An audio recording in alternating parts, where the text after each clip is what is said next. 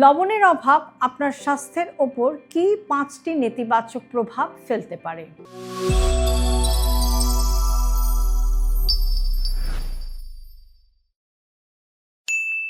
অনেকে ভাবেন লবণ যত কম তত ভালো, কিন্তু আপনি জানেন কি শরীরে অতিরিক্ত কম লবণও বিপজ্জনক হতে পারে।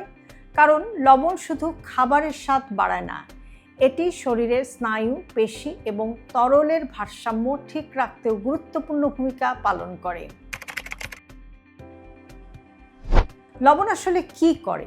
লবণের প্রধান উপাদান হচ্ছে সোডিয়াম। সোডিয়াম শরীরে nerve signal, muscle contraction, fluid balance, blood pressure regulation ইত্যাদি গুরুত্বপূর্ণ কাজে সহায়তা করে। লবণের অভাবে কি হতে পারে?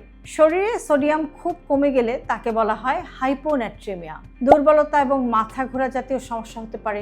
সোডিয়াম কমে গেলে শরীরের ফ্লুইড ব্যালেন্স নষ্ট হয়, ফলে ক্লান্তি, মাথা ঘোরা, দুর্বল লাগার মতো প্রবলেম হতে পারে। বিশেষ করে গরমে অতিরিক্ত ঘামের পরে এই সমস্যা বাড়ে। পেশিতে টান বা ক্র্যাম্প হতে পারে।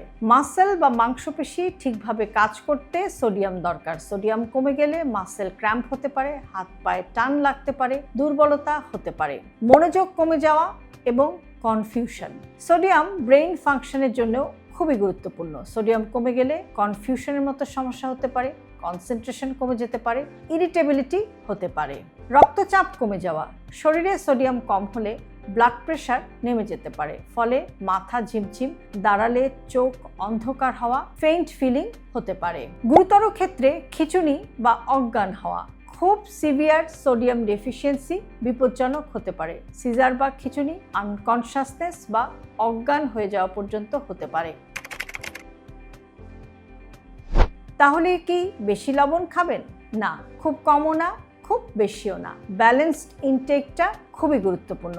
অতিরিক্ত লবণ আবার হাইপারটেনশন বা উচ্চ রক্তচাপের ঝুঁকি বাড়িয়ে দিতে পারে। কিভাবে ব্যালেন্স রাখবেন বা ভারসাম্য রাখবেন? স্বাভাবিক পরিমাণে লবণ, গরমে পর্যাপ্ত পানি, অতিরিক্ত প্রসেসড ফুড কমানো, এই বিষয়গুলো অবশ্যই খেয়াল রাখবেন। প্রয়োজন হলে আপনি ওআরএসও খেতে পারেন।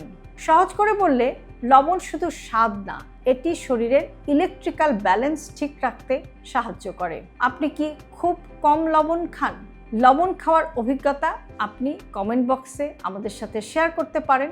আর এই ধরনের ছোট ছোট হেলথ টিপস নিয়মিত পেতে আমাদের সাথেই থাকুন।